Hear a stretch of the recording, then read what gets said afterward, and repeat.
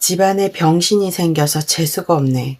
꼴도 보기 싫으니 당장 내 집에서 나가. 차디찬 병실 바닥으로 낡은 짐가방이 내동댕이 쳐졌습니다. 자신의 목숨을 던져 시아버지를 살려낸 대가는 너무도 참혹했습니다. 평생 다리를 절어야 한다는 의사의 진단이 내려지자마자 시어머니는 목발을 짚은 며느리를 벌레 보듯 내쫓았습니다. 곁에 선 남편은 아내를 부축하기는커녕 이미 자신의 도장이 찍힌 이혼 서류를 침대 위로 구겨 던졌죠. 쏟아지는 폭우 속 병원 문 밖으로 쫓겨난 그녀는 제대로 걷지도 못하고 차가운 아스팔트 위로 고꾸라지고 말았습니다. 지나가는 사람들의 시선 속에서 그녀는 세상에 홀로 남겨진 서러움에 소리조차 내지 못하고 오열했습니다. 가장 믿었던 가족에게 철저히 버림받고 벼랑 끝으로 내몰린 여자. 하지만 빗속에서 처절하게 울부짖던 그녀를 비웃던 시어머니와 남편은 알지 못했습니다. 밑바닥에 버려진 그녀가 3년 뒤 그들의 숨통을 쥐고 얼마나 우아하고 잔혹하게 돌아올지를 말입니다. 오늘의 사연 지금 시작합니다. 하늘에 구멍이라도 뚫린 것처럼 거센 폭우가 쏟아져 내리는 늦은 밤이었습니다. 앞이 제대로 보이지 않을 만큼 굵은 빗줄기가 쉴 새 없이 차창을 때리고 있었어요. 인적이 드문 굽은 국도 위를 달리는 차 안, 지연은 잔뜩 긴장한 채 운전대를 꽉 쥐고 앞만 주시하고 있었습니다. 조수석에는 시아버지인 박 회장이 눈을 감고 피곤한 듯 깊게 기대어 있었습니다. 평생을 바쳐 태양산업이라는 거대한 회사를 일구어낸 철의 사나이였지만 최근 부쩍 건강이 악화되어 지연이 직접 모시고 요양병원에 다녀오는 길이었습니다. 지연에게 시아버지는 각별한 존재였습니다. 허세만 가득하고 문제 해결 능력은 전혀 없는 남편 성환을 대신해 묵묵히 회사의 굳은 일을 도맡아 온 며느리의 진심을 유일하게 알아주는 어른이었습니다. 아비가 못나서 네가 고생이 많다. 조금만 천천히 가거라. 괜찮습니다, 아버님. 피곤하실 텐데 눈 좀 붙이세요. 지연이 희미하게 미소를 지으며 대답하던 바로 그 순간이었습니다. 반대편 차선에서 빗길에 미끄러진 거대한 화물 트럭 한 대가 중앙선을 넘어 무서운 속도로 돌진해 왔습니다. 거대한 헤드라이트 불빛이 차 안을 섬뜩하게 집어삼켰습니다. 피할 공간도 브레이크를 밟을 여유조차 없는 찰나의 순간이었습니다. 아버님, 지연은 머리로 생각할 겨를도 없이 본능적으로 핸들을 강하게 꺾었습니다. 그리고 자신의 안전벨트를 푼 채 온몸을 던져 조수석의 시아버지를 끌어안았습니다. 고막을 찢는 듯한 거대한 파열음과 함께 유리가 산산조각이 나며 사방으로 튀었습니다. 지연의 시야가 붉게 물들었고 이내 끝을 알 수 없는 깊은 어둠 속으로 걷잡을 수 없이 가라앉았습니다. 얼마의 시간이 흘렀을 무렵이었습니다. 병원 수술실 밖 대기실에는 싸늘한 소독약 냄새와 무거운 정막만이 감돌고 있었습니다. 굳게 닫힌 수술실 통제선 밖에서 시어머니 최 여사와 남편 성환이 초조한 듯 혹은 귀찮은 듯 서성이고 있었습니다. 마침내 수술실 문이 열리고 땀에 젖은 수술복 차림의 담당 의사가 무거운 표정으로 걸어 나왔습니다. 환자분 생명에는 지장이 없습니다. 고비는 넘겼습니다.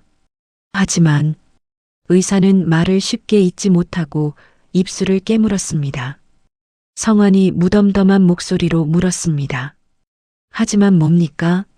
똑바로 말씀을 해보세요. 조수석에 계신 아버님을 보호하려다 운전석 쪽으로 충격이 집중되었습니다. 안타깝게도 사모님의 오른쪽 다리 신경이 완전히 끊어져 버렸습니다. 지금으로서는 영구적인 장애를 안고 가셔야 합니다. 평생 다리를 절게 되실 겁니다. 그 순간이었습니다. 며느리의 헌신으로 남편의 목숨을 건졌다는 안도감이나 평생 짊어져야 할 며느리의 상처에 대한 슬픔은 찾아볼 수 없었습니다. 최 여사의 입에서 튀어나온 말은 수술실 복도의 공기를 날카롭게 베어버릴 만큼 차갑고 비정했습니다. 뭐라고요? 아니, 집값게 운전을 똑바로 했으면 사고가 안 났을 거 아니야. 사람 하나 살려놨다고 유세 떨 일 있나? 이제 평생 절뚝거리면서 살아야 한다고? 아휴, 재수없게 집안에 병신이 생겼네. 어머니, 의사 앞인데 목소리 좀 낮추세요. 남들 봅니다. 성화는 아내가 평생 장애를 안게 되었다는 사실보다 당장 주변 사람들의 시선이 부끄러운 듯 어머니의 팔을 거칠게 끌어당겼습니다. 최 여사는 분에 못 이긴 듯 가슴을 치며 신경질적으로 소리쳤습니다. 내가 틀린 말 했니? 멀쩡한 몸으로 들어와도 시원찮을 판에 이제 평생 저 병신 수발을 누가 든단 말이냐?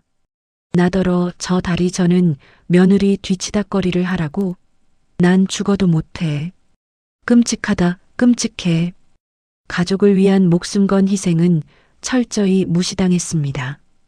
그들에게 지연은 그저 집안의 체면에 금을 내고 자신들의 안락한 삶을 방해하는 귀찮은 혹덩어리로 전락해버린 순간이었습니다.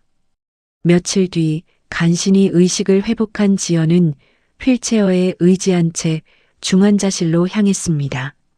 지연의 헌신적인 희생에도 불구하고 고령의 박 회장은 사고의 충격을 이기지 못했습니다. 창백한 얼굴로 산소호흡기에 의지해 위태로운 숨을 몰아쉬고 있었습니다. 기계의 둔탁한 파열음만이 병실을 채우고 있었어요. 아버님, 저 왔어요. 지연이에요. 지연의 물기 어린 목소리에 박 회장이 힘겹게 눈을 떴습니다. 호흡기 때문에 말을 할 수 없는 박 회장의 깊게 팬 주름 사이로 굵은 눈물이 하염없이 흘러내렸습니다. 그는 뼈만 남은 앙상하고 떨리는 손을 천천히 뻗어 지연의 두 손을 꽉 쥐었습니다. 자신의 목숨을 구하고 평생의 상처를 안게 된 며느리에 대한 뼈저린 미안함이었습니다. 수백 마디의 말보다 더 깊고 슬픈 진심이 맞잡은 손의 온기를 타고 지연의 심장으로 전해졌습니다. 지연은 시아버지의 거친 손에 얼굴을 파묻고 소리 죽여 오열했습니다. 병실을 채우는 지연의 울음소리는 처절했습니다. 그것이 지연을 유일하게 사람 대접해주던 이 집안의 유일한 어른과의 마지막 인사가 될 줄은 꿈에도 몰랐습니다. 가장 슬픈 예감은 틀리는 법이 없었습니다. 박 회장의 장례식이 끝난 직후였습니다. 일반 병실로 옮겨져 두꺼운 깁스를 하고 누워있는 지연의 침대 위로 낡은 짐 가방 하나가 거칠게 내동댕이 쳐졌습니다. 당장 짐 싸서 나가라. 최 여사였습니다. 아직 검은 상복을 벗지도 않은 그녀의 눈빛에는 전에 없던 지독한 도끼가 서려 있었습니다. 어머니, 갑자기 그게 무슨 말씀이세요? 저 아직 혼자 걷지도 못해요. 퇴원하려면 한참 남았다고요. 내 입으로 꼭 험한 꼴을 보게 해야겠니? 다리 저는 병신년이랑은 단 하루도, 아니 1초도 한 집에서 같이 못 산다.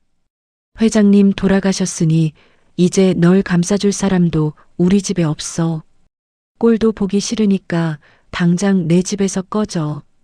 심장이 바닥으로 곤두박질 치는 것 같았습니다. 믿을 수 없는 폭언에 지연은 곁에 팔짱을 끼고 서 있는 남편 성환을 바라보며 애타게 도움을 청했습니다. 여보, 당신이 말 좀 해봐요. 내가 누구 때문에 우리 아버님 살리려다가 이 다리가 됐는데 어떻게 이래요? 하지만 성환의 표정은 시어머니보다 더 차갑고 경멸에 차 있었습니다. 그는 입꼬리를 비틀며 안주머니에서 서류 봉투 하나를 꺼내 침대 위로 무심하게 던졌습니다. 팔랑거리며 떨어진 종이에는 빨간 도장이 선명하게 찍혀 있었습니다. 우리 엄마 말 틀린 거 하나 없어. 나도 너 같은 장애인 데리고 평생 남들 눈치 보면서 살 생각 추워도 없다. 도장 다 찍어놨으니까 군말 말고 합의해. 위자료 달라는 구질구질한 소리 할 생각은 아예 접어두고 이혼 서류였습니다. 가슴이 갈기갈기 찢어지는 듯 했습니다. 가족을 위해 자신의 피와 살을 내어준 결과가 고작 이런 것이었습니다. 너무나도 끔찍한 배신감에 눈물조차 나오지 않았습니다. 억울함이 목끝까지 차올라 숨을 쉴 수조차 없었어요. 몇 시간 뒤 지연은 짐 가방 하나를 어깨에 메고 낡은 병원 목발에 의지한 채 로비 문을 나섰습니다. 사고가 났던 그날처럼 야속하게도 하늘에서는 다시 장대비가 쏟아지고 있었습니다. 아무도 우산을 씌워주는 사람은 없었습니다. 다리의 통증을 참으며 빗속으로 한 걸음 한 걸음 힘겹게 내디디던 지연은 결국 중심을 잃고 빗물이 고인 차가운 아스팔트 바닥으로 비참하게 고꾸라지고 말았습니다. 진흙탕의 나뒹구는 짐 가방과 멀리 튕겨나간 목발, 지나가는 사람들의 동정 어린 시선과 수군거림 속에서 지연은 차가운 바닥에 주저앉은 채 소리 없이 오열했습니다. 가장 믿었던 사람들에게 헌신을 부정당하고 철저히 버려진 뼈아픈 고독감이 온몸을 찔렀습니다. 빗물인지 눈물인지 모를 뜨거운 액체가 뺨을 타고 쉴 새 없이 흘러내렸습니다. 이대로 길거리에서 비참하게 굶어 죽을 것인지 아니면 이를 악물고 살아남을 것인지 바닥에 떨어진 목발을 다시 움켜쥐는 지연의 손에 파리하게 힘줄이 솟아올랐습니다. 절망으로 가득했던 그녀의 텅 빈 눈동자 속에서 어느새 차갑고 매서운 불꽃이 일렁이기 시작했습니다. 지독했던 폭우 속에서 지연이 차가운 길바닥에 버려진 지 3년이라는 긴 시간이 흘렀습니다. 계절이 여러 번 바뀌는 동안 세상은 참 많은 것이 변한 듯 했습니다. 서울 강남 한복판에 우뚝 솟은 주식회사 태양산업의 본사 사옥은 겉보기에는 여전히 웅장한 위용을 자랑하고 있었어요. 하지만 그 화려한 건물 최고층에 자리한 대회의실 내부의 공기는 언제 깨질지 모르는 살얼음판처럼 위태로웠습니다. 긴 타원형의 고급 마호가니 테이블 상석에는 돌아가신 박 회장의 자리를 꿰차고 대표이사 박성환이라는 명패 앞에 앉은 성환이 거만하게 다리를 꼬고 있었습니다. 그의 앞에는 10여 명의 주요 임원들이 숨소리조차 제대로 내지 못한 채 굳은 표정으로 고개를 숙이고 있었습니다. 이 팀장, 당신 지금 나하고 장난합니까? 성환이 테이블 위로 두꺼운 결제 서류를 신경질적으로 집어 던졌습니다. 퍽 소리와 함께 날아간 서류가 허공에서 흩어지며 수십 장의 종이들이 대회의실 바닥으로 어지럽게 쏟아졌습니다. 땀을 뻘뻘 흘리며 일어선 재무팀 이 팀장이 안경을 치켜 올리며 떨리는 목소리로 입을 열었습니다. 박 대표님, 제발 이번 신규 복합 쇼핑몰 투자는 전면 재고해 주셔야 합니다. 지금 이 시점에서 무리하게 자금을 끌어다 쓰시면 당장 다음 주 만기가 돌아오는 50억 원의 어음을 막을 길이 없습니다. 우리 회사의 유동자금이 완전히 말라붙은 상태입니다. 그래서 나더러 지금 이 엄청난 알짜 사업을 포기하라는 소리입니까? 아버지가 세워둔 이 낡아빠진 회사를 내가 2배, 3배로 키워놓겠다는데 돈줄 하나 제대로 못 들어오는 게 재무팀이 할 일이에요? 성환의 눈동자는 핏발이 선 채 도끼로 번뜩였지만 그 이면에는 자신의 무능함이 들통날까봐 두려워하는 지독한 허세가 가득했습니다. 과거 며느리 지연이 밤을 새워가며 완벽하게 기획하고 관리했던 회사의 탄탄한 재무 상태는 성환이 대표 자리에 앉아 주먹구구식으로 경영을 한 지 3년 만에 속이 텅 빈 깡통처럼 썩어 들어가고 있었습니다. 자금은 내가 어떻게든 밖에서 알아서 끌어올 테니까 당신들은 내가 시키는 대로 서류에 도장이나 찍으세요. 한 번만 더 내 결정에 토를 달면 그날로 책상 빼게 만들겠습니다. 성화는 자신의 독단적인 결정이 회사를 돌이킬 수 없는 파멸의 낭떠러지로 밀어넣고 있다는 사실을 애써 외면했습니다. 위기를 직시할 용기조차 없는 무능한 경영자의 발악이었습니다. 같은 날 저녁 강남의 최고급 프라이빗 일식당이었습니다. 은은한 조명 아래 성환과 그의 어머니 최 여사가 상다리가 휘어질 듯 차려진 최고급 참치회와 값비싼 사케를 즐기고 있었습니다. 최 여사는 화려한 실크 블라우스를 입고 목에는 굵은 진주 목걸이를 건 채 사모님 행세를 톡톡히 하고 있었어요. 회사가 당장 부도 위기에 처한 줄은 꿈에도 모르는 눈치였습니다. 우리 아들 요즘 회사 키우느라 고생이 참 많다. 이거 받아라. 최 여사가 성환의 앞으로 고급스러운 벨벳 상자를 거만하게 내밀었습니다. 상자 안에는 수천만 원을 호가하는 스위스제 한정판 명품 시계가 번쩍이고 있었습니다. 성환의 입가에 비열한 웃음이 번졌습니다. 어머니도 참 뭘 이런 걸 다 준비하셨어요. 그래도 우리 태양산업 대표 품위 유지하려면 이 정도는 차고 다녀야 남들이 무시를 안 합니다. 내 말이 그 말이다. 네가 누구 아들인데 밖에서 기죽고 살면 안 된다.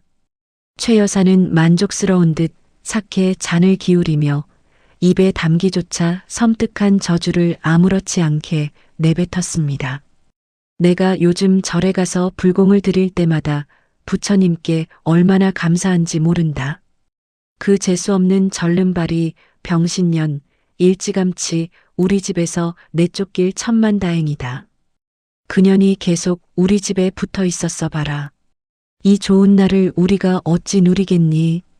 최 여사는 고급스러운 젓가락으로 붉은 참치회를 집어들며 코웃음을 쳤습니다.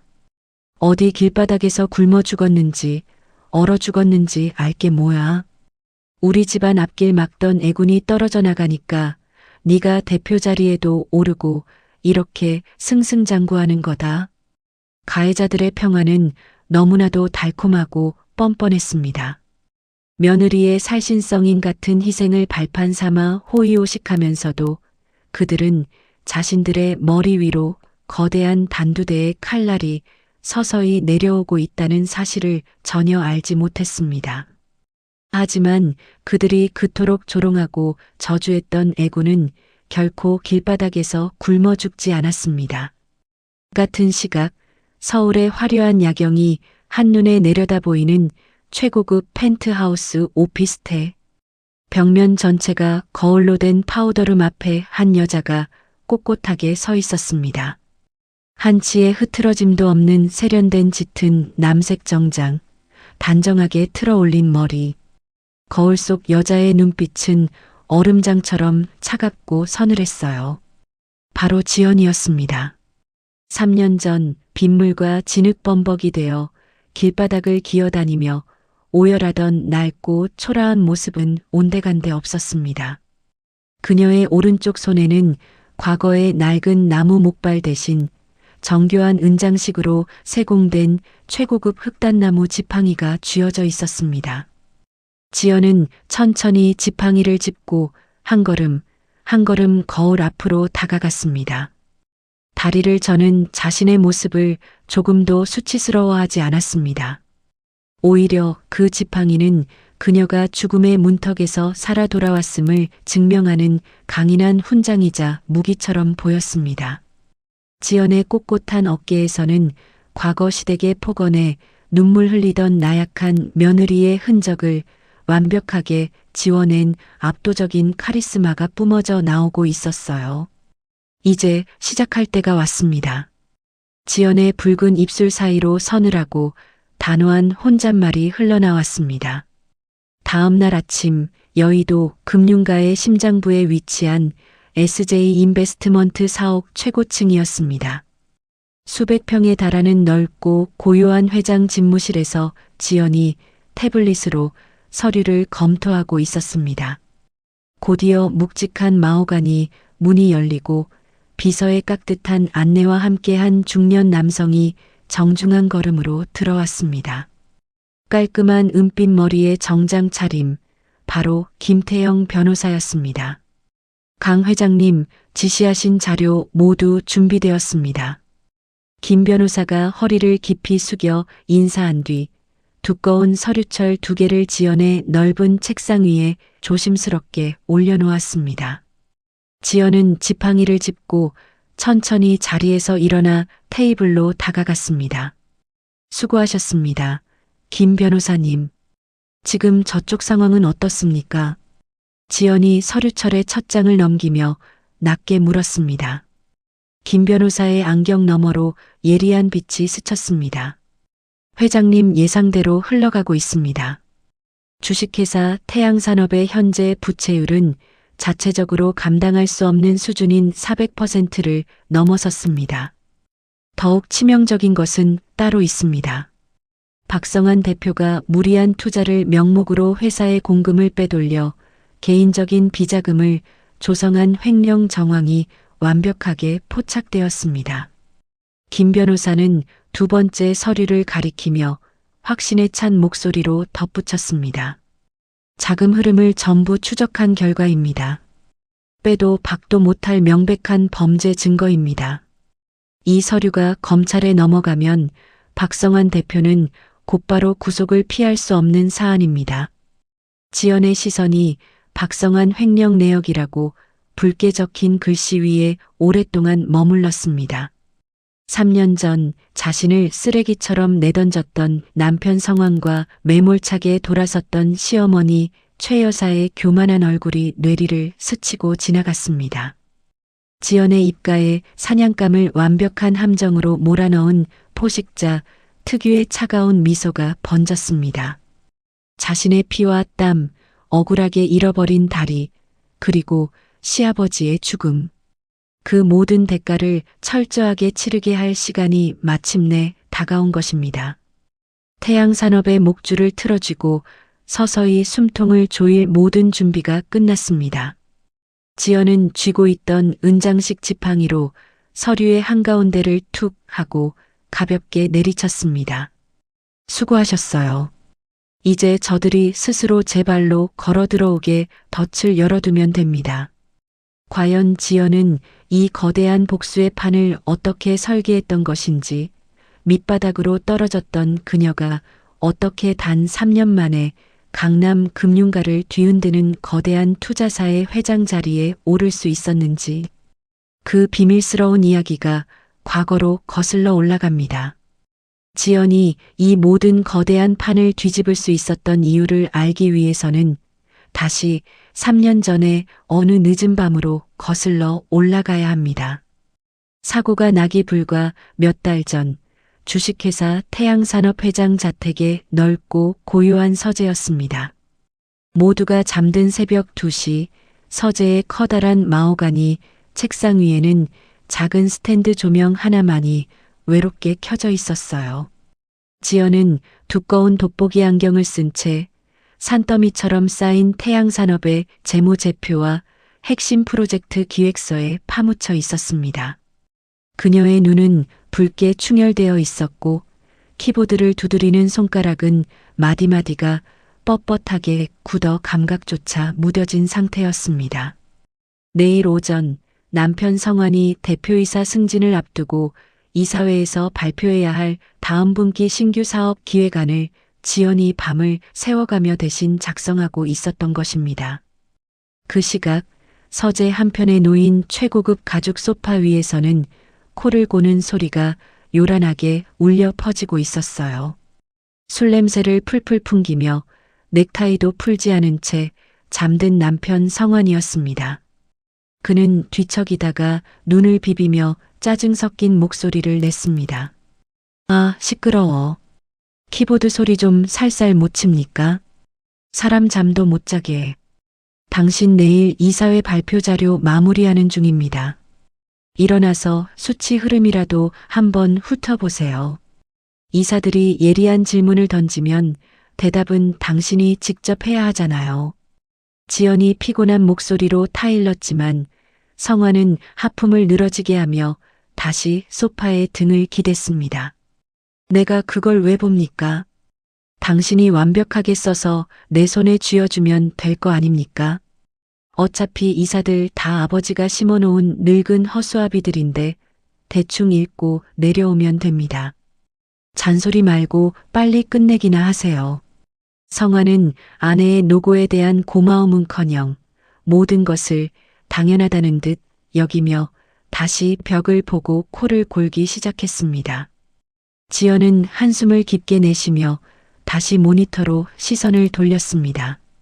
무능한 남편의 치부를 덮어주고 시아버지의 평생이 담긴 회사에 금이 가지 않게 하기 위해 지연은 늘 이렇게 보이지 않는 곳에서 묵묵히 뼈를 깎는 헌신을 감내해야 했어요.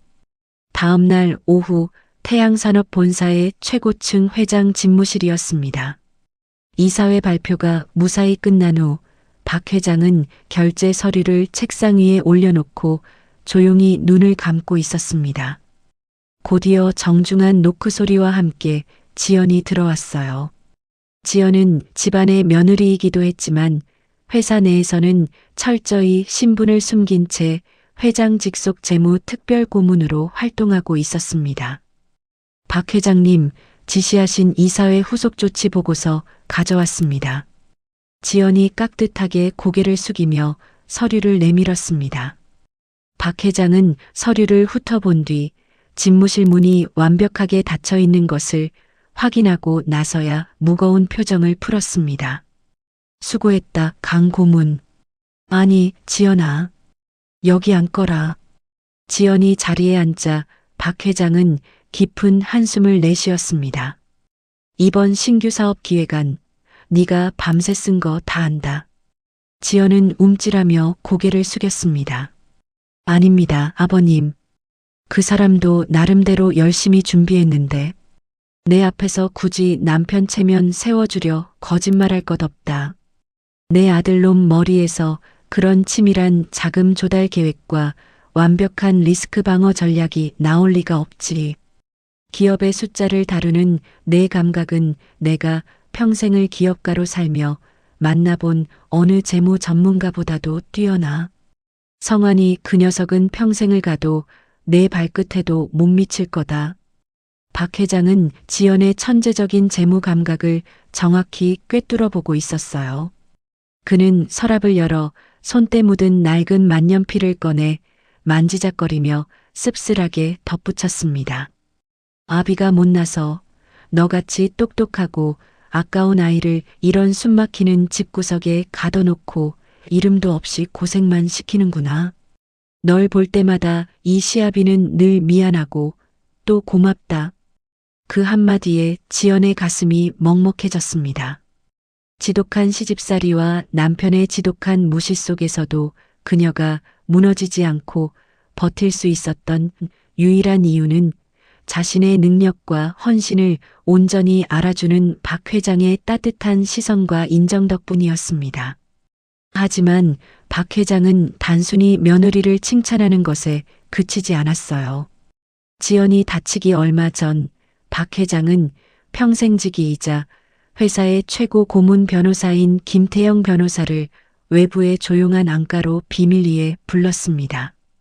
김 변호사, 자네만 알고 있어야 할 아주 중대한 일이 있네. 박 회장은 이중으로 밀봉된 두꺼운 서류 봉투 하나를 김 변호사 앞으로 밀어주었습니다. 이게 무엇입니까, 회장님?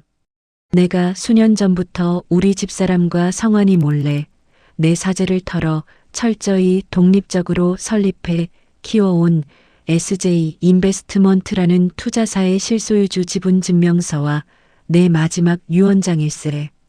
김 변호사가 조심스럽게 서류를 꺼내 확인하고는 두 눈을 크게 떴습니다. 유언장의 내용은 파격적이다 못해 충격적이었습니다.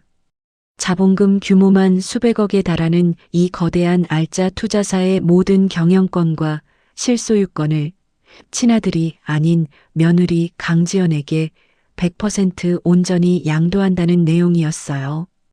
회장님, 성환이가 이 사실을 알면 절대 가만히 있지 않을 겁니다. 왜 아드님이 아닌 며느님에게? 내 아들 성환이가 태양산업의 진짜 주인이 되면 저 회사는 단 3년도 버티지 못하고 무참히 무너져 내릴 게 뻔하네.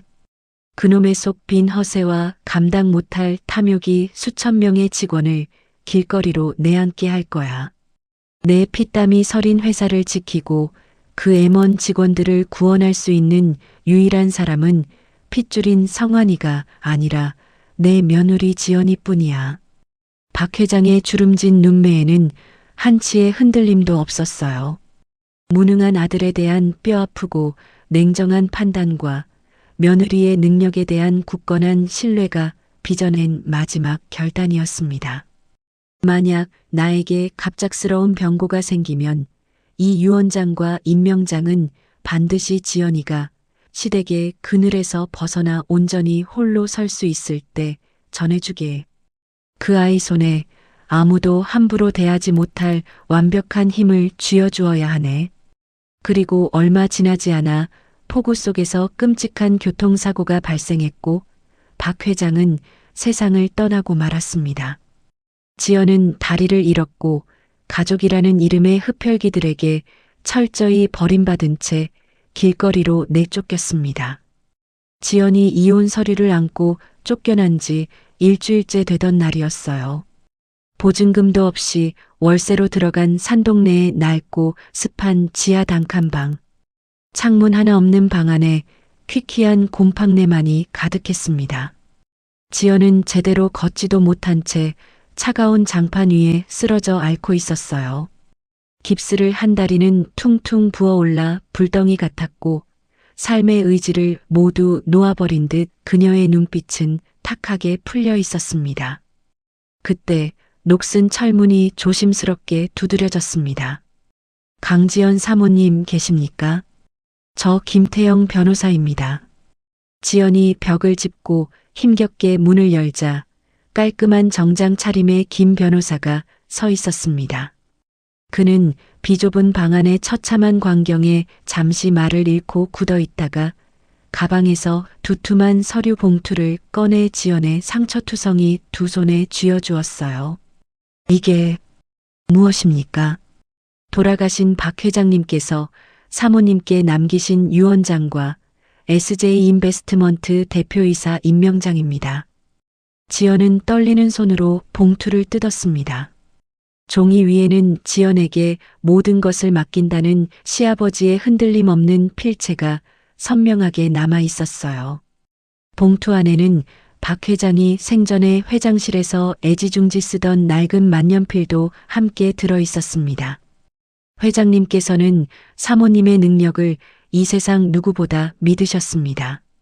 언젠가 태양산업이 성환 대표의 무능으로 위기에 처하게 되면 사모님께서 그 회사를 다시 일으켜 세워주기를 간절히 바라셨습니다. 일어서십시오. 이것이 회장님의 마지막 당부입니다. 지연은 서류와 만년필을 가슴에 꽉 품어 안았어요. 세상 모두가 자신을 버렸다고 생각했던 그 깊은 절망의 한가운데서 유일하게 자신을 버리지 않은 단 한 사람. 시아버지의 깊고 넓은 사랑과 굳건한 믿음이 차가운 지하방을 환하게 비추는 구원의 빛으로 다가왔습니다. 막혔던 울음이 짐승의 울부짖음처럼 터져나왔어요. 그녀는 낡은 장판에 얼굴을 묻고 엉엉 소리내어 오열하며 부서진 자신의 삶을 반드시 다시 일으켜 세우겠다고 피맺힌 다짐을 했습니다. 그날 이후 지연의 3년은 처절하고 지독한 시간의 연속이었습니다. 낮에는 재활병원의 차가운 바닥에서 이가 부서져라 입술을 깨물며 극심한 고통을 견뎌냈습니다. 평행봉을 잡고 걷다 넘어지기를 수백 번, 무릎이 깨지고 손바닥에서 피가 나도 그녀는 눈물 한 방울 흘리지 않고 묵묵히 지팡이를 쥐고 다시 일어났어요. 나약했던 과거의 자신을 철저히 죽이는 과정이었습니다. 그리고 밤이 되면 그녀는 여의도에 위치한 SJ 인베스트먼트의 넓은 대표실에 앉아 완전히 다른 사람으로 돌변했습니다. 그녀는 얼음찜질을 한 다리를 책상 아래 숨긴 채 시아버지가 남긴 막대한 자본을 바탕으로 맹렬하게 기업 인수 합병을 지휘했습니다. 부실기업을 매입해 알짜로 쪼개 파는 과정에서 지연의 천재적인 재무 감각과 흔들림 없는 결단력은 날개를 단더 폭발했어요. 감정에 휘둘리지 않는 냉혹하고 치밀한 투자로 그녀는 불과 3년 만에 SJ 인베스트먼트를 금융계가 두려워하는 거대한 제국으로 불려나갔습니다. 육체의 극심한 고통을 씹어 삼키며 차가운 권력을 손에 쥐어간 3년의 세월. 이제 거대한 자본주의의 포식자가 되어 완벽한 힘을 갖춘 지연의 칼끝은 그녀를 바닥으로 내던졌던 가해자들을 향해 서서히 그리고 아주 날카롭게 다가가고 있었습니다. 자금난에 허덕이며 파멸을 향해 달려가는 성황과 태양산업은 과연 지연이 쳐놓은 덫에 어떻게 걸려들게 될까요? 시간은 다시 현재로 돌아옵니다. 파국을 향해 브레이크 없이 질주하는 주식회사 태양산업의 최고층 대표실. 넓은 방 안의 공기는 숨을 쉬기 힘들 정도로 탁하고 무거웠습니다. 바닥에는 찢어진 결제 서류들이 눈처럼 흩날려 있었고 헝클어진 머리를 한 성환이 핏발 선눈으로 책상을 양손으로 짚은 채 거친 숨을 몰아쉬고 있었어요. 그의 앞에는 입술이 바싹 타들어간 재무팀 이 팀장이 파랗게 질린 얼굴로 사시나무 떨듯 서 있었습니다. 방금 뭐라고 했습니까? 내 귀가 어떻게 된 게 아니라면 다시 똑바로 말해보세요. 박 대표님, 다음 주 수요일까지 결제해야 할 50억 원의 어음을 막을 방법이 이제 도저히 없습니다. 제1금융권은 이미 한도가 막혔고 제2금융권 대출조차 대표님 신용으로는 더 이상 승인이 나지 않습니다. 이대로 가다가는 당장 다음 주에 회사가 최종 부도 처리를 맡게 됩니다. 이 팀장의 떨리는 목소리가 끝나기가 무섭게 성환이 짐승처럼 괴성을 지르며 자리에서 튀어나갔습니다. 짝! 하는 소름 끼치는 파열음이 넓은 대표실을 찢을 듯 울렸어요. 성환이 이 팀장의 뺨을 잇는 힘껏 후려친 것입니다. 충격을 이기지 못한 이 팀장이 바닥으로 처참하게 나뒹굴며 안경이 저 멀리 날아갔습니다. 이 무능하고 멍청한 새끼야.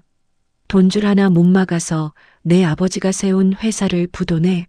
내가 어떻게 여기까지 올라왔는데 내까지 것들이 내 앞길을 망쳐.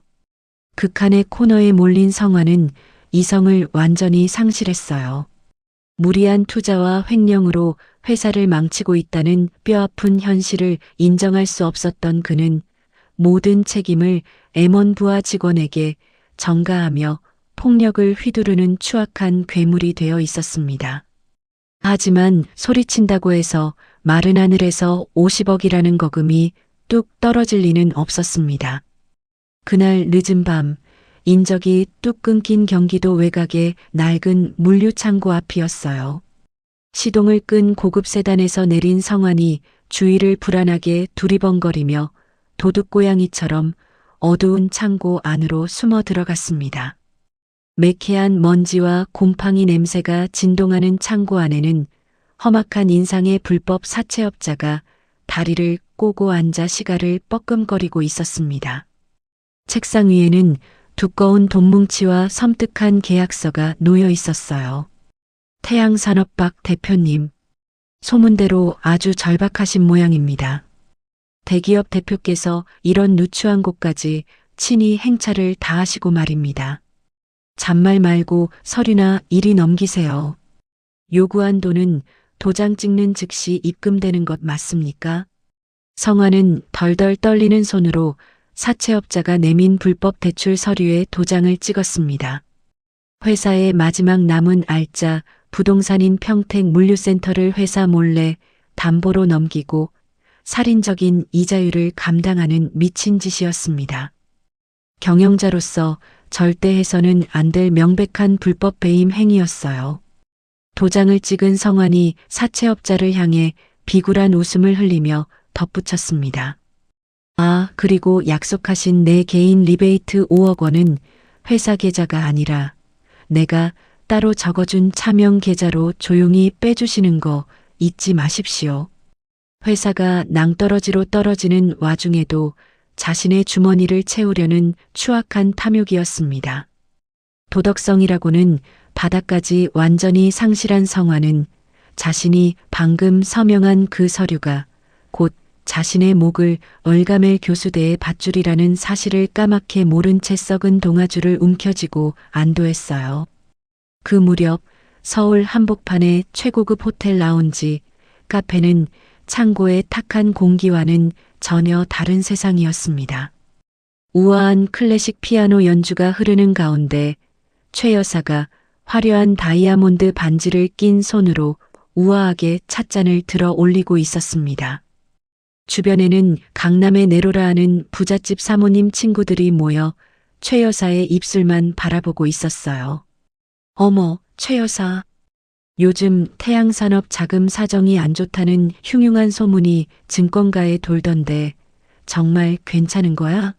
내 남편이 그러는데 어음 맞기가 빠듯하다던데. 한 친구의 뼈 있는 질문에 최 여사가 코웃음을 쳤습니다. 얘는 너희들 그런 질 나쁜 헛소문 믿니?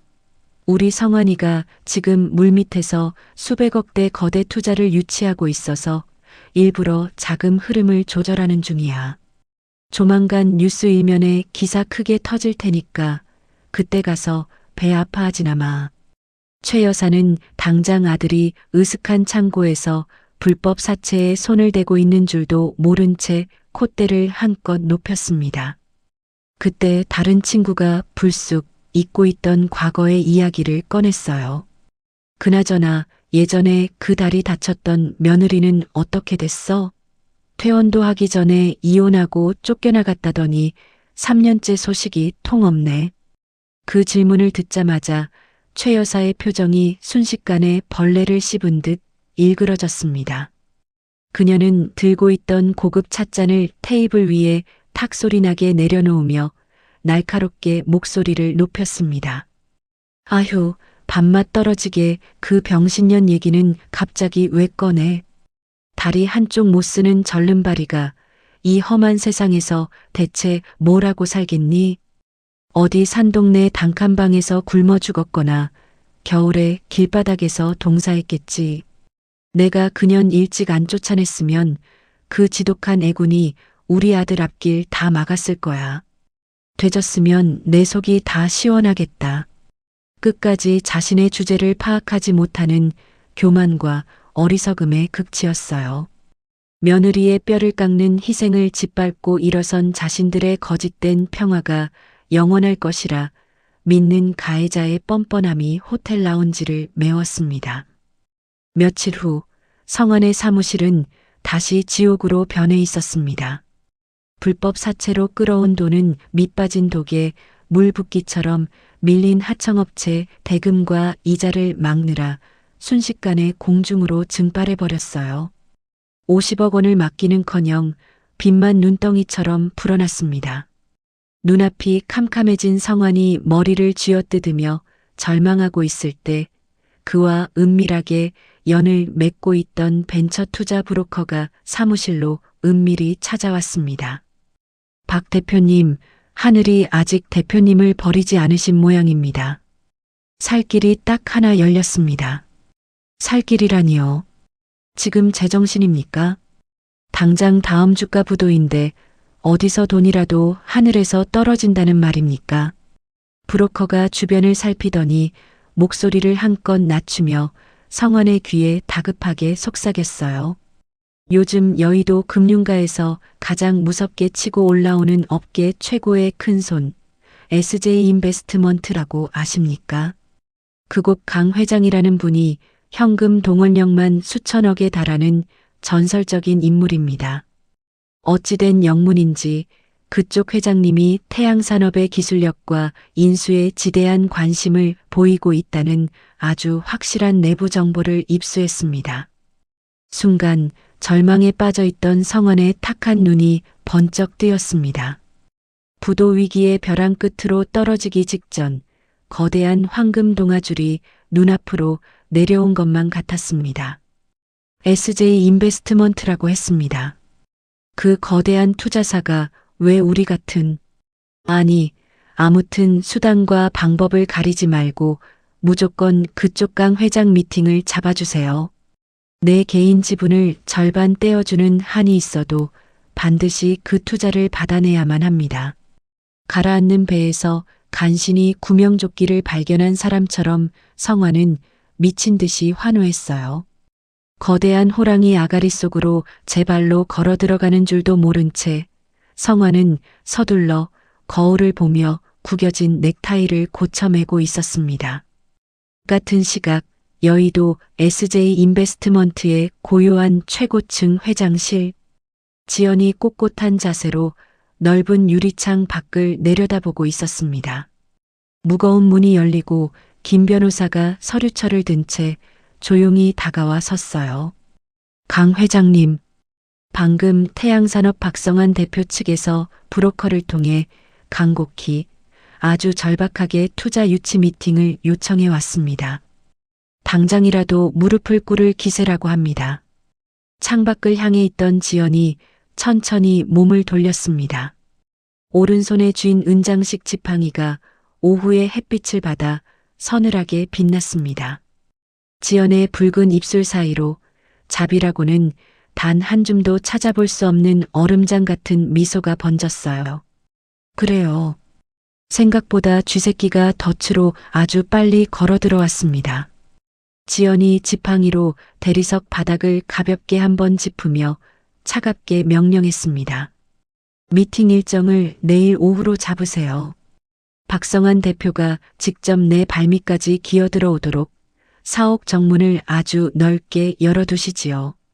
자신이 목숨을 걸고 매달린 그 거대한 구세주가 다름 아닌 3년 전 비오는 길바닥에 쓰레기처럼 내버렸던 절름발이 아내라는 사실을 상상조차 하지 못한 채 성화는 화려한 부활을 꿈꾸며 미팅을 준비하고 있었습니다.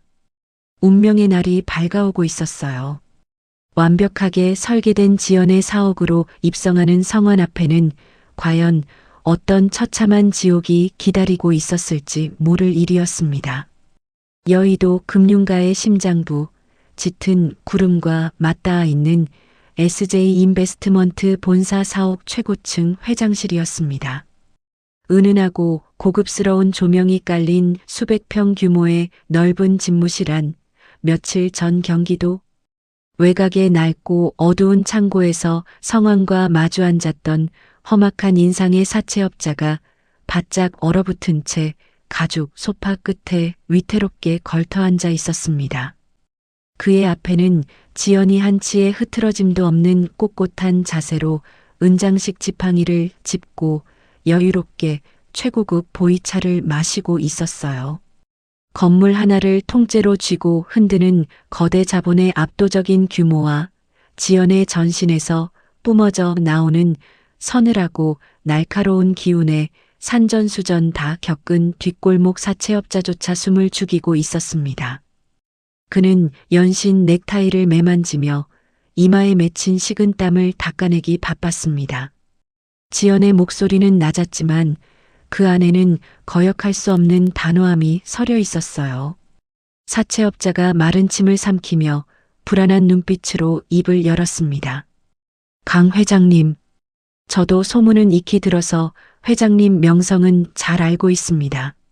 하지만 그게 이율이 워낙 쏠쏠한 물건이라서 당장 넘기기에는 제 입장이 조금 난처합니다.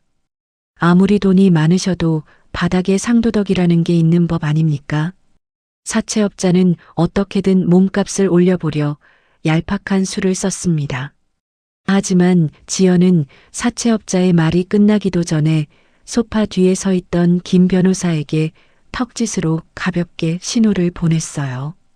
대기하고 있던 김 변호사가 서류 가방을 열어 묵직한 수표 다발이 든 봉투와 두꺼운 서류철 하나를 테이블 위에 소리나게 던졌습니다. 채권 원금의 프리미엄 30%를 더 얹어드렸습니다. 당장 이 자리에서 현금으로 결제해드리겠습니다. 여기까지가 제가 베푸는 마지막 자비입니다. 지연이 찻잔을 내려놓으며 차갑게 말을 이었습니다. 하지만 이 제안을 거절하신다면 사장님이 지난 5년간 저지른 불법 추심 내역과 세금 탈루 증거, 그리고 대포 통장 거래 내역을 당장 검찰 수사관에게 넘길 생각입니다. 돈을 챙기고 조용히 손을 뗄지 아니면 박성환 대표와 함께 차가운 감방에서 썩을지 지금 당장 선택하십시오.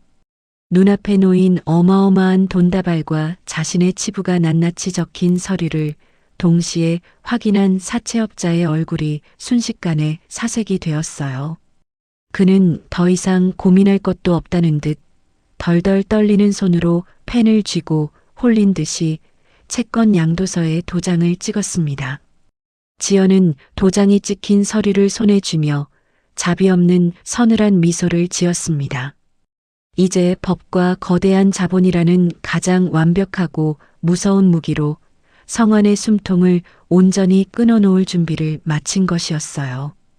태양산업의 명줄은 단돈 몇 푼의 지연의 소나기로 완벽하게 떨어졌습니다.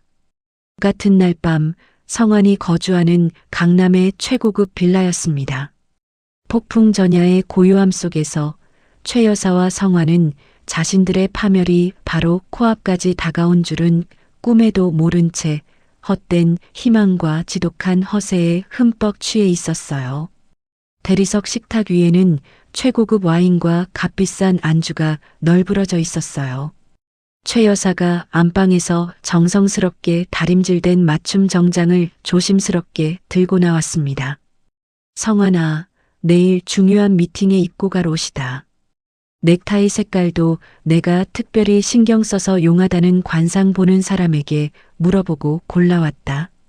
이태리 장인이 한 땀 한 땀 만든 수천만 원짜리 수제 정장이니 대기업 대표답게 한 치의 빈틈도 보여서는 안 된다. 알겠지? 성환이 거울 앞에서 정장 재킷을 걸쳐보며 거만하게 턱을 치켜들었습니다. 이미 와인에 잔뜩 취해 얼굴이 붉게 달아오른 상태였어요. 어머니, 너무 걱정하지 마십시오. 제가 누굽니까? 대한민국 재계를 이끌어갈 주식회사 태양산업의 박성환입니다. SJ 인베스트먼트 강 회장이라는 사람, 돈 냄새 하나는 기가 막히게 잘 맞는 모양입니다. 우리 회사의 막대한 잠재력을 드디어 알아본 것입니다. 그래야 내 아들이지. 그 강 회장이라는 분이 구렁텅이에 빠진 우리 집안을 다시 살려줄 하늘이 내린 귀인이시다. 어떻게든 비위를 잘 맞추고 납작 엎드려서 수백억 투자를 확실하게 도장 찍고 와야 한다. 성환은 남은 와인잔을 한 번에 비워내며 코웃음을 강하게 쳤습니다. 처음에는 굽히고 들어가서 투자금만 조용히 받아내면 됩니다. 돈만 내 손에 들어오고 급한 불만 끄면 그깟 투자사 회장쯤이야 제가 마음대로 주무를 수 있습니다. 다들 돈 앞에서는 굽신거리게 되어 있습니다. 현실을 전혀 직시하지 못하고 허황된 망상에 사로잡힌 모자의 모습은 한없이 우스꽝스럽고 처참했습니다. 그들이 그토록 떠받들고 굽실거려야 할 구원의 귀인이 자신들이 다리를 절게 만들고 매몰차게 짓밟아버렸던 며느리 강지연이라는 사실은 감히 상상조차 하지 못한 채 말이에요. 운명의 다음날 오후 성환은 검은색 최고급 세단을 타고 여의도 금융가 한복판에 우뚝 솟은 SJ 인베스트먼트 사옥 앞에 도착했습니다. 차 문이 열리고 밖으로 나선 성환은 수십 층 높이로 끝없이 솟아오른 거대한 통유리 건물과 로비 전체를 휘감고 있는 웅장한 대리석 장식에 순간 숨이 턱 막히고 말았습니다. 겉으로는 뒷짐을 지고 당당한 대표인 척 걸음을 옮겼지만 구두 속 발가락은 잔뜩 움츠러들어 있었고 손바닥에는 흥건하게 식은 땀이 배어 나왔어요. 자신이 아버지에게 물려받아 망쳐놓은 속 빈 강정 같은 회사와는 차원이 달랐습니다.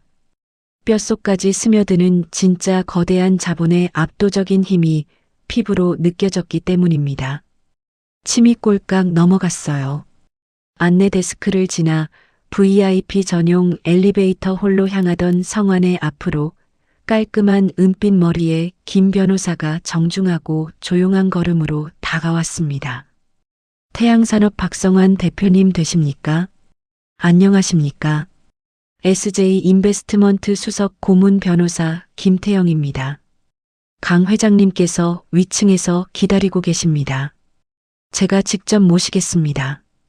김 변호사는 불과 3년 전 돌아가신 박 회장의 곁에서 묵묵히 그림자처럼 회사의 굳은 일을 도맡아 했던 인물이었습니다. 하지만 평생 남에게 관심이 없고 오로지 자신의 허세에만 빠져 살던 성환은 아버지의 오랜 벗이었던 김 변호사의 얼굴을 전혀 알아보지 못했어요. 그저 자신을 마중 나온 비서나 아랫사람 대하듯 거만한 미소를 지으며 고개를 까딱였습니다. 아, 수석 변호사님이시군요. 우리 강 회장님이 사람 보는 눈이 아주 탁월하신 모양입니다. 앞으로 우리 태양산업과 거대한 파트너가 되면 자주 뵙게 될 텐데 잘 부탁합니다. 김 변호사는 속으로 서늘한 비웃음을 삼키며 예의 바르게 허리를 깊이 굽혔습니다. 예. 오늘 미팅이 무사히 끝나고 나면 박 대표님께서는 평생 저를 잊지 못하실 겁니다. 이쪽으로 오시지요. 그 뼈 있는 대답 속에 담긴 날카로운 살기를 전혀 눈치채지 못한 성환은 그저 귀빈 대접을 받는 것이 기분이 좋은 듯 헛기침을 하며 화려한 엘리베이터에 올랐어요. 엘리베이터의 붉은 숫자가 빠르게 올라가고 마침내 최고층인 60층에 부드럽게 멈춰 섰습니다. 수백 평에 달하는 넓고 고요한 회장실 앞 복도, 두꺼운 마호가니 이중문 앞에는 숨소리조차 들리지 않는 무겁고 차가운 침묵만이 흐르고 있었습니다. 문 너머의 회장실 안, 지연은 창밖으로 끝없이 펼쳐진 여의도 빌딩 숲을 내려다보고 서 있었어요. 그녀의 뒷모습은 거대한 폭풍을 앞둔 깊고 서늘한 바다처럼 고요했습니다. 그때 정막을 깨고 비서의 인터폰 소리가 울렸습니다. 회장님, 태양산업 박성환 대표님 도착하셨습니다. 안으로 안내하겠습니다. 지연은 천천히 눈을 감았다가 떴어요. 지난 3년간 겪었던 뼈를 깎는 재활의 고통, 비 오는 날 길바닥에 쓰레기처럼 내동댕이 쳐졌던 처절한 굴욕, 짐 가방을 던지던 시어머니의 도끼 어린 눈빛, 그리고 중환자실에서 외롭게 돌아가신 시아버지의 눈물이 파노라마처럼 스쳐 지나갔습니다. 지연이 오른손에 쥐고 있던 은장식 지팡이를 꽉 움켜쥐었습니다. 하얀 손등에 파랗게 핏대가 솟아올랐어요. 네, 들어오세요. 지연의 차갑고 흔들림 없는 목소리가 넓은 집무실을 울렸습니다. 3년의 피눈물 나는 억울함을 씻어낼 정면 승부의 순간이 마침내 눈앞으로 다가왔습니다. 굳게 닫혀있던 회장실의 무거운 문이 육중한 소리를 내며 천천히 열리기 시작했어요. 한껏 거드름을 피우며 구세주의 문턱을 넘어온 성환이 과연 책상 뒤에 서 있는 지연의 서늘한 얼굴을 마주한 순간 어떤 비참한 표정으로 무너져 내릴지. 자비 없는 단죄의 시간이 마침내 그 막을 올렸습니다. 육중한 마호가니 문이 무거운 소리를 내며 천천히 열렸습니다. 성환은 헛기침을 한번 크게 하고 얼굴에는 최대한 공손하면서도 대기업 대표다운 여유로운 미소를 억지로 지어 보였어요. 그리고 조심스러운 걸음으로 넓은 회장실 안으로 들어섰습니다. 방 안은 서늘할 정도로 고요했습니다. 전면 유리창을 등지고 서 있는 고급스러운 가죽 의자는 뒤로 돌아가 있었어요. 성환은 미리 준비해온 화려한 인사말을 입속으로 되내며 서류 가방을 두 손으로 공손히 쥐었습니다. 안녕하십니까, 강 회장님. 주식회사 태양산업의 박성환 대표입니다. 귀한 시간을 내어주셔서 진심으로. 그 순간이었습니다. 뒤돌아 있던 의자가 천천히 회전하며 등받이에 가려져 있던 인물이 온전한 모습을 드러냈어요. 단정하게 묶어 올린 머리, 서늘하고 깊은 눈빛, 그리고 오른손에 쥐어진 은장식 지팡이. 성환의 입에서 흘러나오던 유창한 인사말이 뚝 끊겼습니다. 억지로 지어내고 있던 그의 미소가 마치 차가운 겨울바람을 맞은 것처럼 흉측하게 얼어붙었어요. 성환의 두 눈이 당장이라도 찢어질 듯 커졌습니다. 인지 기능이 완전히 정지해버린 사람처럼 그는 입만 뻐끔거릴 뿐 아무런 소리도 내지 못했습니다. 탁 하는 둔탁한 소리와 함께 성환이 쥐고 있던 서류 가방이 대리석 바닥으로 떨어져 나뒹굴었어요. 이게 강지연? 성환은 눈앞에 앉아 있는 거대한 투자사의 회장이 3년 전 자신이 길바닥에 내버렸던 아내라는 사실을 뇌가 거부하는 듯 했습니다. 그가 귀신이라도 본 사람처럼 더듬거리며 사적인 호칭을 내뱉었어요. 여보, 네가 대체 왜 이 방에 앉아 있는 거야? 그 순간 지연이 지팡이로 대리석 바닥을 내리쳤습니다. 딱 하는 날카로운 마찰음이 넓은 집무실을 찢을 듯 울렸어요. 지연의 얼굴에는 남편을 향한 애증이나 분노조차 담겨 있지 않았습니다. 오직 하찮은 벌레를 내려다보는 듯한 서늘한 경멸만이 가득했습니다. 박성환 대표님, 지금 이 자리는 수백억의 자본이 오가는 공식적인 비즈니스 미팅 자리입니다. 사적인 호칭 함부로 입에 올리지 마십시오. 지연의 차가운 목소리에 성환의 어깨가 움찔하고 떨렸어요. 제 이름은 강지연이 맞습니다만 박 대표님이 지금 마주하고 있는 사람은 당신의 전처가 아니라 SJ 인베스트먼트의 총괄 회장입니다. 호칭 똑바로 하시지요. 그리고 그 자리에 앉으세요. 압도적인 지위 역전이었습니다. 성환은 다리에 힘이 풀려 털썩 소리를 내며 손님용 소파에 주저앉았어요. 이마에서는 비 오듯 식은땀이 쏟아져 내렸습니다. 상황을 파악하려 눈동자를 굴렸지만 머릿속은 새하얗게 비워져 아무런 사고도 할 수 없었어요. 지연은 천천히 자리에서 일어나 지팡이를 짚고 다가왔습니다. 그녀는 성환의 맞은편에 앉은 뒤 테이블 위로 두툼한 서류철 2개를 소리나게 던졌어요. 이게 다 뭡니까? 직접 열어보십시오. 박 대표님이 그토록 원하시던 투자의 대가입니다. 성환이 덜덜 떨리는 손으로 첫 번째 서류철을 열었습니다. 첫 장을 넘기자마자 성환의 입에서 헛바람이 새어나왔어요. 그것은 불과 며칠 전 자신이 경기도 외곽의 낡은 창고에서 사채업자에게 평택 물류센터를 넘기고 도장을 찍었던 그 불법 대출금 채권 양도서였습니다. 사채업자의 권리가 모두 지연의 이름으로 완벽히 넘어와 있었어요.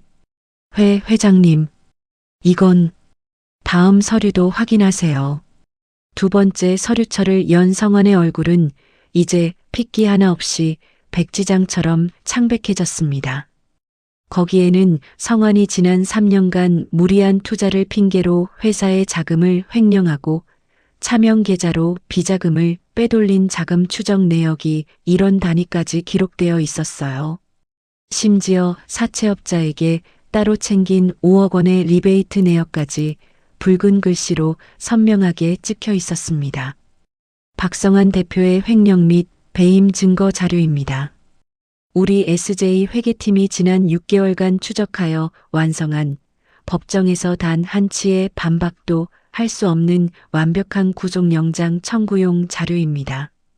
숨이 턱 막힌 성환이 서류를 바닥에 떨어뜨렸어요. 오만방자했던 가해자의 모든 퇴로가 완벽하게 차단되는 순간이었습니다. 지연이 서늘하게 쐐기를 박았습니다. 조건은 단 하나입니다. 지금 당장 경영권 포기 각서와 당신이 가진 태양산업 주식 전량 양도 서류에 서명하십시오. 지연아. 아니, 강 회장님. 이러지 마십시오. 이건 내 아버지가 평생을 바친 회사입니다. 박 회장님의 평생을 시궁창에 처박아 부도 위기로 몰고 간 건 다름 아닌 박성환 대표 당신의 탐욕과 무능입니다. 내 1초도 낭비할 생각 없습니다. 지금 당장 서명하지 않으면 이 서류들은 곧바로 서울지방검찰청으로 넘어갑니다. 오늘 저녁 뉴스는 대기업 대표의 횡령 구속 기사로 장식되겠군요. 검찰과 구속이라는 단어에 성환의 썩은 동아줄마저 완전히 끊어졌습니다. 그는 소파에서 미끄러지듯 내려와 차가운 대리석 바닥에 두 무릎을 꿇었어요. 불과 3년 전 병원 침대에 이혼 서류를 던지며 낄낄거리던 그 거만하던 남자가 이제는 살려달라며 전처의 발치에서 두 손을 싹싹 비비고 있었습니다. 과거의 오만함이 바닥을 기는 비굴함으로 변모하는 끔찍한 순간이었어요. 내가 잘못했어. 내가 미쳤었어. 한 번만, 제발 한 번만 살려주십시오. 아버지를 봐서라도 제발 구속만은 면하게 해주십시오. 박 대표님, 공사 구분 똑바로 하시라고 2번 경고했습니다. 당신 입에 우리 아버님을 올릴 자격은 없습니다. 그때였습니다. 굳게 닫혀있던 회장실 문이 거칠게 열리는 소리가 났어요. 수석 비서실장의 안내를 받으며 안으로 들어선 사람은 다름 아닌 시어머니 최 여사였습니다. 아들이 거대 투자사에서 수백억의 투자를 받아내면 곧바로 축하 파티를 열겠다며 1층 VIP 라운지에서 기다리고 있던 최 여사를 지연이 일부러 불러올린 것이었어요. 화려한 보석으로 치장한 최 여사가 환하게 웃으며 들어섰습니다. 아이고 회장님, 우리 성환이 어미 되는 사람입니다. 이렇게 큰 은혜를 베풀어 주셔서. 인사를 건네며 들어오던 최 여사의 시선이 멈췄습니다. 그녀의 눈에 가장 먼저 들어온 것은 바닥에 무릎을 꿇고 눈물 콧물을 흘리며 싹싹 빌고 있는 귀한 아들 성환의 처참한 모습이었어요. 그리고 그녀의 시선이 천천히 위로 향했습니다. 책상 너머 최고급 의자에 은장식 지팡이를 쥐고 앉아 자신을 서늘하게 내려다보고 있는 사람. 자신이 집안에 들어온 재수없는 병신이라며 빗속으로 내쫓았던 그 며느리 강지연이었습니다. 네가 왜 거기에? 최 여사의 입이 쩍 벌어지며 화려한 명품 가방이 손에서 툭 떨어졌어요. 다리에 힘이 풀린 최 여사가 비명을 지르며 그 자리에 털썩 주저앉고 말았습니다. 그녀가 평생토록 굳게 믿고 의지해왔던 돈과 권력 그리고 헛된 오만이라는 세상이 단숨에 산산조각이 나며 비참하게 무너져 내리는 순간이었습니다. 최 여사는 바닥에 주저앉은 채 덜덜 떨리는 손으로 자신의 두 눈을 마구 비볐습니다. 아무리 현실을 부정하려 애써도 저 높고 거대한 책상 뒤에서 자신을 짐승 보듯 서늘하게 내려다보는 여자는 분명했습니다. 3년 전 억수같이 비가 쏟아지던 날 길바닥에 쓰레기처럼 내버렸던 며느리 지연이 맞았어요. 네가 어떻게 저 자리에 있어? 우리 아들 살려줄 그 거대한 투자사의 강 회장님이 어디 가고 다리 저는 네가 왜 거기에 앉아 있느냐고. 최 여사가 완전히 실성한 사람처럼 허공에 대고 소리쳤습니다. 하지만 돌아온 것은 지연의 얼음장 같은 비웃음과 차가운 현실이었습니다. 상황 파악이 아직도 안 되십니까? 당신의 귀한 아들 목줄을 쥐고 있는 SJ 인베스트먼트의 진짜 주인이 바로 제 앞에 서 있는 강지연입니다. 지연의 차가운 한마디에 최 여사가 평생 구축해온 허황된 세상이 완전히 박살났습니다. 구원의 동아줄이라고 굳게 믿었던 모든 것이 사실은 며느리가 치밀하게 파놓은 완벽하고 거대한 함정이었다는 사실을 뼛속 깊이 깨달았어요. 최 여사는 그제야 짐승처럼 울부짖으며 대리석 바닥을 비참하게 기기 시작했습니다. 수천만 원을 호가하는 화려한 실크 블라우스가 구겨지고 바닥에 쓸리는 것도 잊은 채 그녀는 지연의 발밑까지 기어와서 바짓가랑이를 덥석 부여잡았습니다. 지연아, 내가 미쳤었다.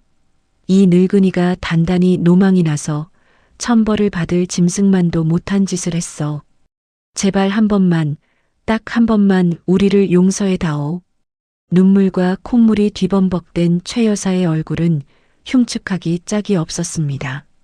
조금 전까지만 해도 수백억 자산가 사모님 행세를 하며 콧대를 높이던 교만함은 온데간데 없고 가장 비참하고 초라한 노인의 모습으로 완벽하게 추락해 있었어요. 하지만 지연의 맑고 깊은 눈동자에는 티끌만한 동정심조차 잃지 않았습니다. 지연은 오른손에 쥔 은장식 지팡이를 들어 최 여사의 손을 아주 매정하고 차갑게 쳐냈습니다. 제 옷에 그 더러운 손 대지 마십시오. 당신의 그 얄팍하고 가증스러운 눈물에 속아 넘어갈 나약하고 어리석은 며느리는 3년 전 비 오던 그날 이미 죽어 없어졌습니다. 지연이 지팡이를 짚고 천천히 자리에서 꼿꼿하게 일어났습니다. 그녀는 바닥에 납작 엎드린 채 무릎 꿇은 두 사람을 수직으로 내려다보았어요. 지연의 붉은 입술에서 지난 3년 동안 가슴 깊숙한 곳에 피 맺히도록 묻어두었던 일갈이 마침내 터져 나왔습니다. 내 다리를 보고 재수가 없다 하셨습니까? 집안에 다리 저는 병신이 들어와서 귀한 아들 앞길을 막는다 하셨습니까? 지연의 목소리는 고요했지만 넓은 집무실 안의 공기를 완전히 얼려버릴 만큼 날카롭고 무거웠습니다. 이제 똑똑히 보십시오. 당신들이 쓰레기처럼 버렸던 그 재수없는 절름발이가 박성환 대표의 숨통을 완벽하게 끊어놓았습니다. 지연이 테이블 위에 놓인 낡은 만년필을 집어 성환의 얼굴 앞 바닥으로 차갑게 던졌어요. 돌아가신 박 회장이 생전에 아끼며 쓰다가 지연에게 남겨주었던 태양산업의 진정한 후계자를 상징하는 바로 그 유품이었습니다. 당장 서명하십시오. 딱 10초 주겠습니다. 성환은 사시나무 떨듯 온몸을 부들부들 떨었습니다. 자신이 평생을 거들먹거리며 누려왔던 대기업 대표라는 화려한 직함과 아버지가 세운 회사가 자신의 손에 의해 영원히 공중으로 날아가는 끔찍한 순간이었어요. 하지만 당장 오늘 밤 차가운 구치소 감방에 끌려가지 않기 위해서는 다른 선택의 여지가 없었습니다. 지연아, 내가 정말 죽을 죄를 지었다.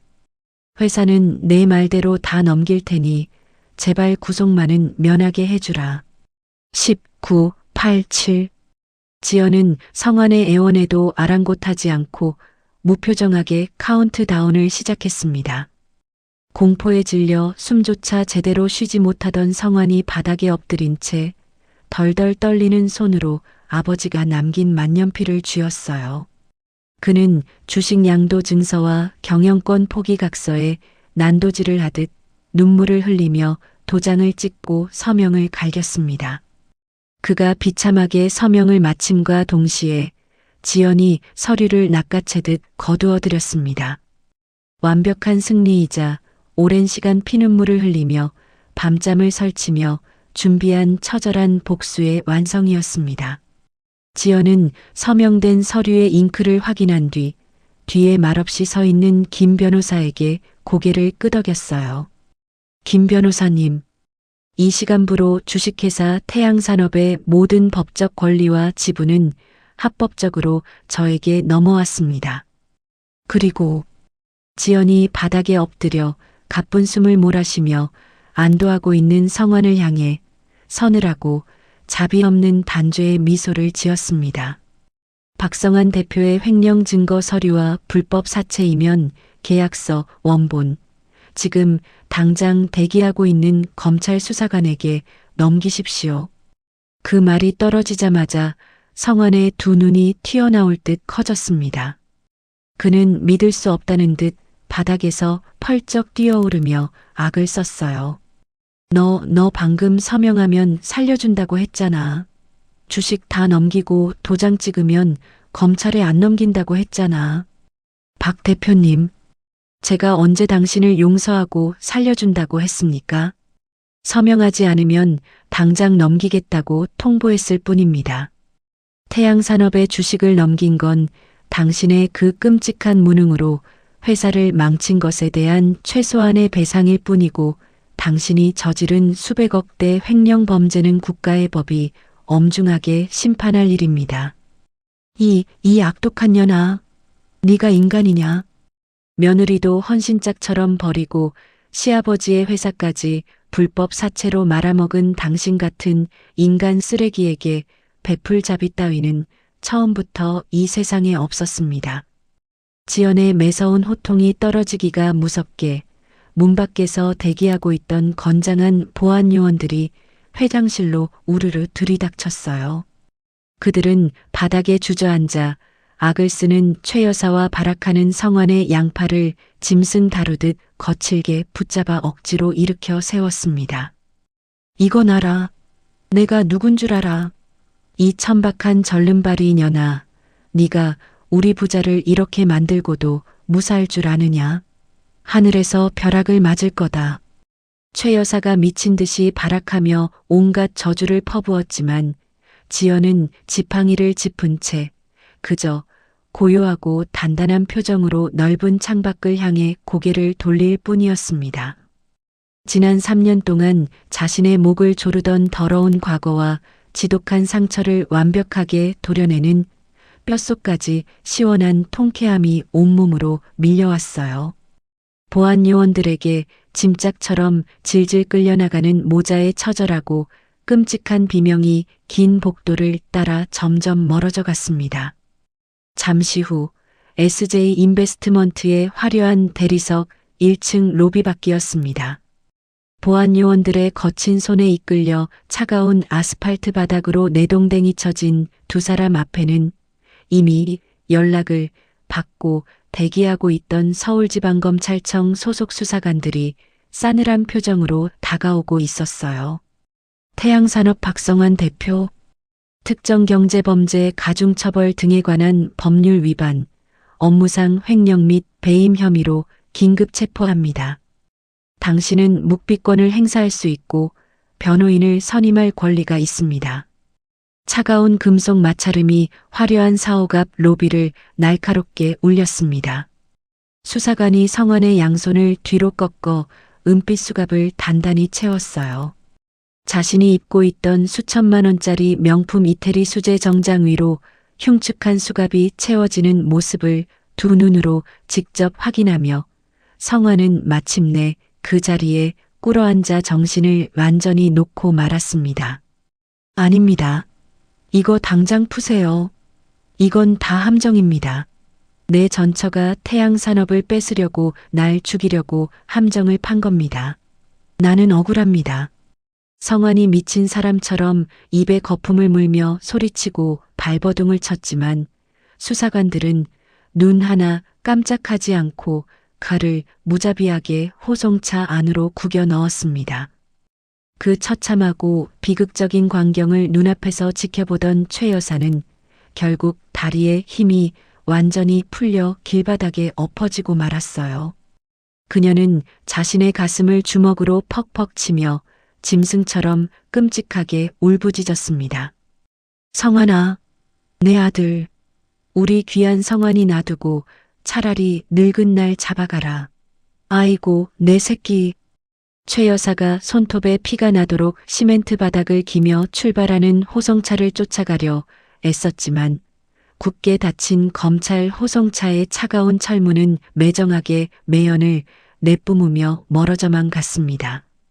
타인의 목숨 건 희생을 짓밟고 피눈물을 흘리게 만든 자들이 스스로 자초한 완벽한 파멸, 그리고 하늘이 내린 처절하고 냉혹한 인과응보가 여의도 한복판에 묵직하게 울려 퍼지고 있었습니다. 며칠 뒤 극심한 혼란에 빠져 있던 주식회사 태양산업의 최고층 대회의실이었습니다. 수십 명의 임원진들이 숨을 죽인 채 초조하게 앉아 있었어요. 박성환 전 대표가 구속되고 회사가 공중분해될 위기 속에서 새로운 대주주가 된 SJ 인베스트먼트 측의 첫 공식 회의가 열리는 날이었기 때문입니다. 다들 대규모 구조 조정과 무자비한 해고의 칼바람이 불어닥칠 것을 예상하며 파랗게 질려 있었습니다. 이윽고 육중한 회의실 문이 열리고 은장식 지팡이를 짚은 지연이 단정한 정장 차림으로 천천히 걸어 들어왔어요. 과거 철저히 신분을 숨긴 채 돌아가신 박 회장의 직속 재무 특별 고문으로 활약했던 전설적인 인물이 다름 아닌 박 전 대표의 전처였으며 이제는 회사를 삼킨 거대 투자사의 회장으로 돌아왔다는 사실에 임원들은 경악을 금치 못했습니다. 지연은 상석에 서서 회의실을 천천히 둘러보았습니다. 안녕하십니까? 이 시간부로 주식회사 태양산업의 새로운 대주주이자 총괄 회장을 맡게 된 강지연입니다.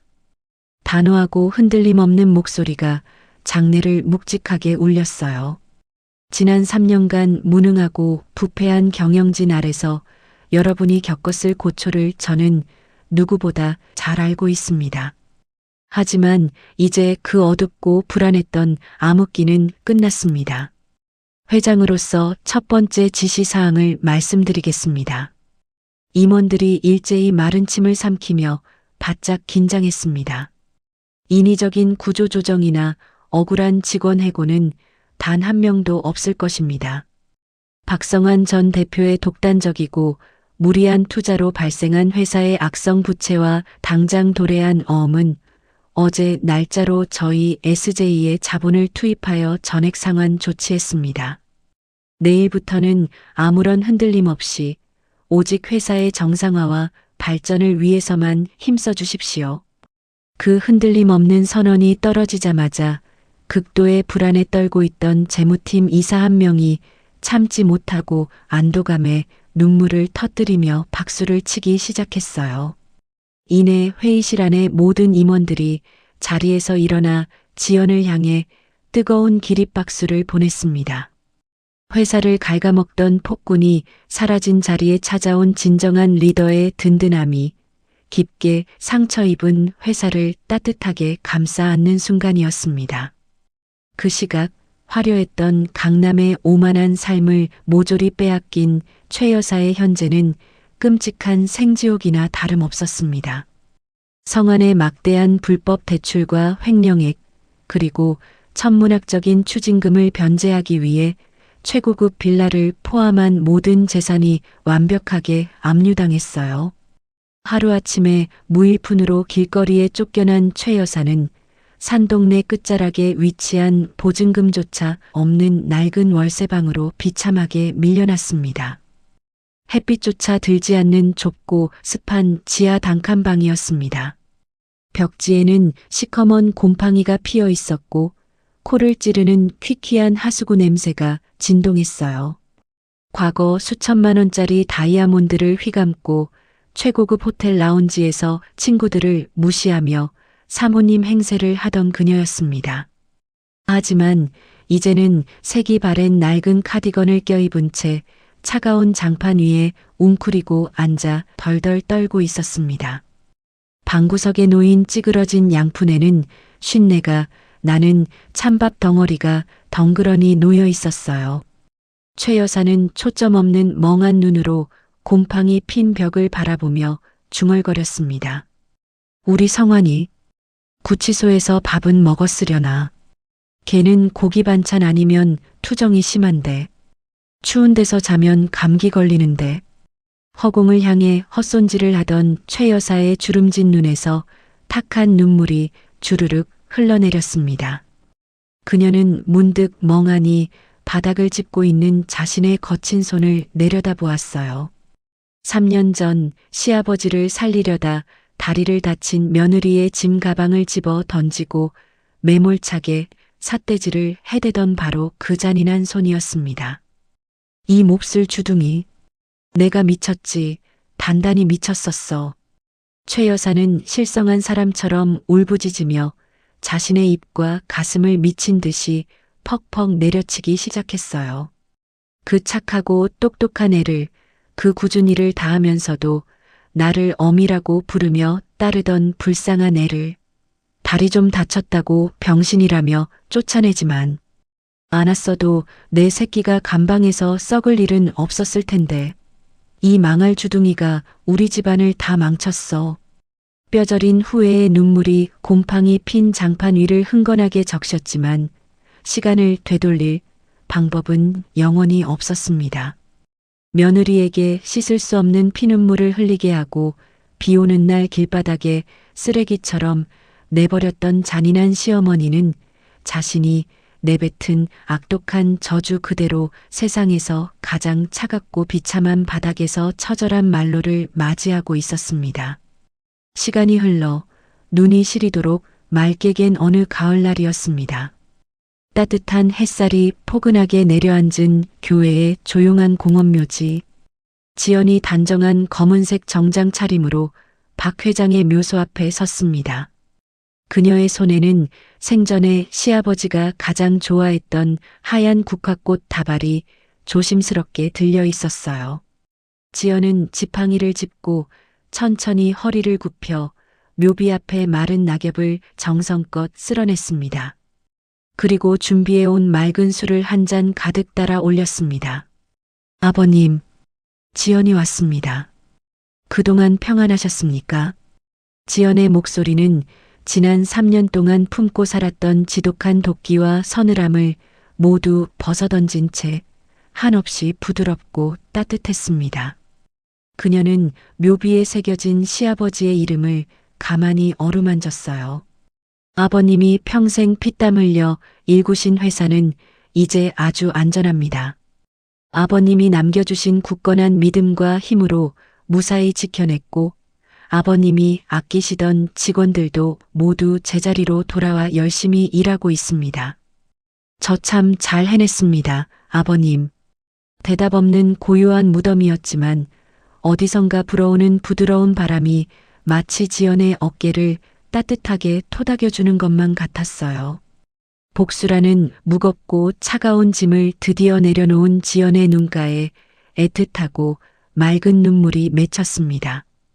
그것은 억울함이나 원망의 눈물이 아니라 세상 모두가 자신을 버렸을 때 유일하게 자신을 사람으로 대접해 주었던 참된 어른을 향한 깊은 그리움이었습니다. 이제 모든 걱정은 다 내려놓으시고 그곳에서는 아프지 말고 편히 쉬십시오. 남은 회사와 사람들은 제가 굳건하게 잘 지키겠습니다.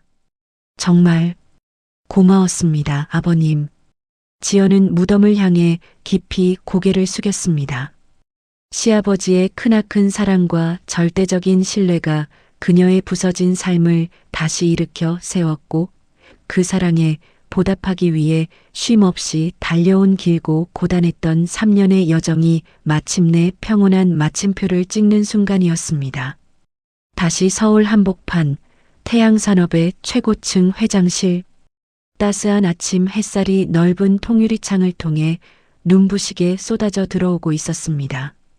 지연은 은장식 지팡이를 짚고 창가에 꼿꼿하게 서서 활기차게 돌아가는 거대한 도시의 풍경을 고요하고 평화롭게 내려다보고 있었어요. 거대한 마호가니 책상 위에는 박 회장이 남겨주었던 낡은 만년필이 아침 햇빛을 받아 반짝이고 있었습니다. 지연은 천천히 돌아서서 그 낡은 만년필을 조심스럽게 집어들었습니다. 손끝에 닿는 차가운 금속의 감촉이 과거의 지독한 상처를 넘어 더 단단하게 굳어진 그녀의 오늘을 증명해 주는 듯 했습니다. 이제 그녀는 더 이상 시댁의 폭언에 상처받고 빗속에서 오열하던 나약한 며느리가 아니었습니다. 스스로의 피나는 노력으로 절망의 늪을 빠져나와 거대한 기업을 이끄는 강인하고 우아한 리더가 되어 있었습니다. 그녀가 짚고 있는 지팡이조차 치열한 생존과 승리를 증명하는 눈부신 훈장처럼 아름답게 빛났어요. 지연의 입가에 깊은 여운을 남기는 온화하고 단단한 미소가 번졌습니다. 오늘 준비한 사연은 여기까지입니다. 자신의 목숨을 던져 시아버지를 살려낸 지연의 희생이 참으로 가슴 아프고 또 대단하게 느껴집니다. 타인의 헌신을 무참히 짓밟고 교만하게 굴던 사람들은 결국 그 죗값을 처절하게 돌려받았어요. 반대로 가장 비참한 밑바닥까지 떨어졌던 지연은 뼈를 깎는 노력과 시아버지의 굳건한 믿음을 바탕으로 스스로 찬란한 내일을 만들어냈습니다. 인생이라는 긴 여정 속에서 우리가 뿌린 선의와 악의는 반드시 자기 자신에게 돌아온다는 깊은 교훈을 남겨주는 이야기였습니다. 힘든 시간을 훌륭하게 이겨내고 멋지게 일어선 주인공 지연에게 여러분의 따뜻한 마음을 나누어 주시면 좋겠어요. 지연아, 고생 많았어. 혹은 앞으로는 꽃길만 걸어라 라고 짧고 따뜻한 댓글 한 줄 남겨주시면 그녀에게 큰 힘이 될 것입니다. 오늘도 끝까지 함께 해주셔서 감사합니다. 항상 건강하시고 행복이 함께하길 바랍니다. 구독과 좋아요 버튼 꼭 눌러주시고 알림 설정도 켜주세요. 감사합니다.